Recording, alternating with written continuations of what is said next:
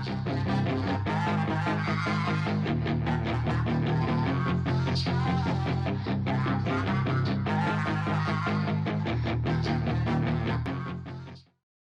up, guys? Barry Gaming here, back with some more Idle Heroes news for November 12th, 2020. So, we don't have a ton of extra information today, but we also have a Q&A from the developers to touch base on at the end here. So make sure you stick around, but let's jump right into the news.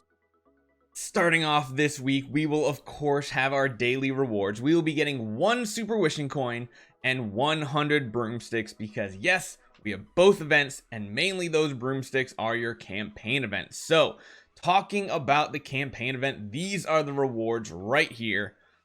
First thing to talk about, make sure, a lot of people ask me this every week, make sure you're logging in at least every 10 hours and entering your campaign screen to view your loot. You don't necessarily have to collect your loot, but you have to view it to make sure it keeps accumulating. If you do not accumulate past those 10 hours, if you do not go in there, your broomsticks are going to stop generating. So you have to make sure you're logging in at least every 10 hours.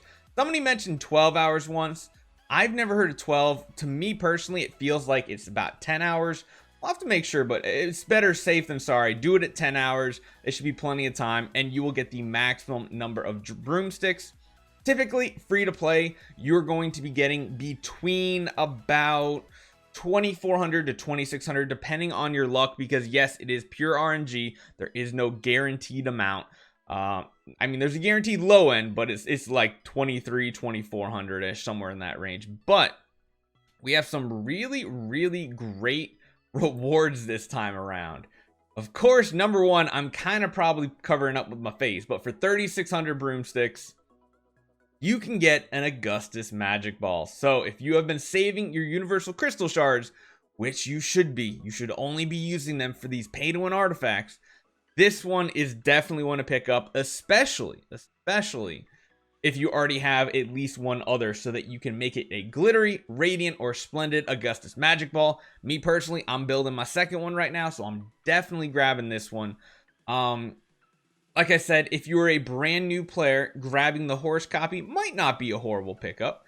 2,300 means it's completely free so long as you're logging in at least every 10 hours. So that's not too bad. You can't really complain about that. Ticks at 2,700, I would only do that if you just absolutely need a ticks and just cannot wait. But again, you're wasting universal crystals to get there. Drake, definitely don't go for it at 3,100. Not worth it. Honestly, if you are a new player and you are building Horus, only if you're building Horus, get the Horus copy. If he's going to be your first E5, get the Horus. If he's not your first E5, don't get the Horus. Try to save up, get those profit orbs, get them for the next event. And then if you are someone who's been saving, you're a veteran player, Augustus Magic Ball is definitely going to be the pickup for 3,600. So one thing you got to make sure, Ormus Workshop. Yes, we'll jump over to Ormus Workshop next. That is going to be going on this week as well. So what you need to do is you need to buy the Augustus Magic Ball right at the end of the event, like right at the last couple minutes, so you get the maximum number of free broomsticks from campaign. And then you need to buy Augustus Magic Ball and then immediately jump over to Ormus Workshop and upgrade it if that is your purpose. Yes, the store stays open one extra day until Friday, whereas normally events stop on Thursday, but Ormus closes, so you can't get it on Friday and then also Ormus Workshop it. Otherwise, you're gonna have to wait at least 2 weeks. So just be prepared for that if that is your plan. We also have the Wishing Fountain event. So we have Flame Strike as the final reward.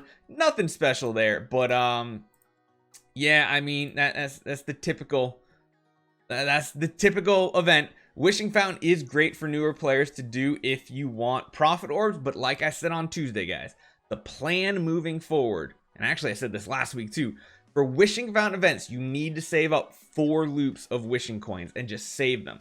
Then from there on, you can do 1 loop every month, in my opinion, to get those extra profit orbs, super wishing coins, get a couple relics, you know, that type of stuff. But you want to save up 4 loops for when they randomly throw in a Wishing Fountain event that has a free-to-play artifact. Now, usually it's not a great one, like a torch or candy bar or something like that, but they can be very, very useful because of Ormus Workshop. So definitely keep your eye out for that.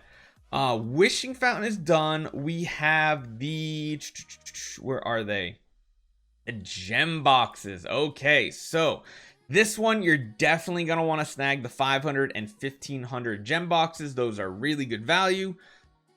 I kind of hate it when it's only a few profit orbs, but hey, it is what it is. Get those two easy ones. The 2500, absolutely stay away from. Not worth it whatsoever. The 4000 is for whales if they need the 35,000 dust. Most average players are not building heroes fast enough or needing to reroll S3 stones to need that dust, so stay away from it. And then of course 6,000 chest is for kind of those end game players, but again, guild coins are always hard to miss. If you are very early game, the guild coins are gonna come in huge. If you are mid game, you probably don't necessarily need them. If you're late game and you're doing Ormus artifacts, you absolutely need the 6,000 gem box, because exclusive artifact shards are exactly what you need to keep upgrading your artifacts in Ormus Workshop. They give the most value, plus of course 30,000. You're filling out the secondary tech trees in every class. You need it. So if you're end game, if you're late game, this one is definitely probably gonna be a pickup, I would say. We of course have the glorious boost still here for one more week, so if there's any of those you want, go ahead and grab them. Like I said, Punisher Staff and Rui Scepter are really the only two that have a ton of value here, so definitely consider those if you have the relics for it. And then of course we have the Wanderers package. So this one is pretty good, kind of what I was expecting. It does have those 300 universal crystal shards, which is great. We do have the skin as well. I do have the stats for the skin, which are going to be 6% damage reduction.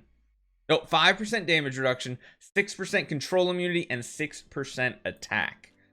So pretty solid. That sounds like a pretty solid skin. It's a nice hybrid between a PvE and a PvP skin. I like it. You're also getting 15 profit orbs, 5,000 gems, and 188 million gold. What would I value this at? Probably a $50 pack. They've been doing skin packs for $50. Sounds about right. The gems, though, are how much they give you in a $100 pack, which kind of scares me. Ooh. Usually they give you 33 profit orbs in the 100. It's going to be somewhere between 50 and 100. I'm hoping they're generous and gives it to us for 50, but you never know. It could always be more. And then, of course, we also have the value packages. So if you need the value packages for the extra resources or the broomsticks, definitely consider picking it up. They're not the worst value. They give you tons of gems as well. So that is the event right there in a nutshell. But we also have one other thing to talk about, and that is the developer Q&A that they did. So there's not a ton of questions, and we kind of covered some of this in, I think, Tuesday's video as well, but they put an official English version out, so let's go over it right now. The first question was, what are the future plans about the Void? So we will be developing more Void content and more game modes, which will update in the game in the future, so stay tuned. We should be getting that third mode on the test servers sometime soon, I would imagine. We should also be getting Transcendent Scarlet Queen probably in the next month or so, because it's the end of the year. It's about 3 months from Shia. We should be getting her pretty soon. Question number 2 was, players have submitted a lot of suggestions. Are they in our updated schedule? Indeed, we've received lots of suggestions and feedback from our community, and for some general suggestions such as less clicks, more resources, simplifying your day-to-day interactions, and new gameplay, they are all in our immediate plans. We have arranged a series of updates to solve a lot of these issues recently. So it does seem like the easy stuff that they can change, they're taking care of.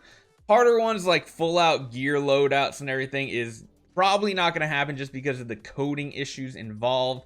I mean, when you originally build a game and code it, and then when you are later in life, sometimes what you want to do and the original coding just they don't shake hands well, so you have to make sure about that. So they are going to continue improvements. How about Guild Wars? Do we have any plans for it? Their answer is we definitely will optimize guild content, especially the Guild War and the whole interface of the guild. There will be an update for art design, optimization in guild very soon. And it does seem like they're going to try to work on guild wars as well to make it less laborious situation. So yeah. Last question is, it's quite hard to get void resources in the current version. Are there any plans to improve it? Their answer was yes. We just reduced the material consumption to 1/3 for upgrading imprints. That was amazing. Absolutely love it, because if it went live with the full cost, it would have been really a nightmare. But right now, it's not too bad. We're actually going to go over a video tomorrow going over how you should imprint your hero. So definitely check that out tomorrow, guys. And we will have more Void gameplay and provide more ways for players to get the Void resources. And the compass of the Transcended will be optimized as well. That part kind of catches my eye. Don't necessarily know what they're talking about. That's not too bad. So what do you guys think? We do have one of those idling weeks coming up, but the reward for the Magic Broomstick seems really, really good. So let me know what you guys think. Make sure you hit that subscribe button and go back to Tuesday's news video. $100 giveaway. You don't want to miss out on that one right there. But yeah, seems like a good week coming up. I can't wait. Plus, you know, tonight we get to see any special packs and stuff for Imp's Adventure the following week as well, because I'm really loving the in-game preview. So that is amazing. Let me know what you guys think. Hopefully you enjoy this one, and see you guys next time.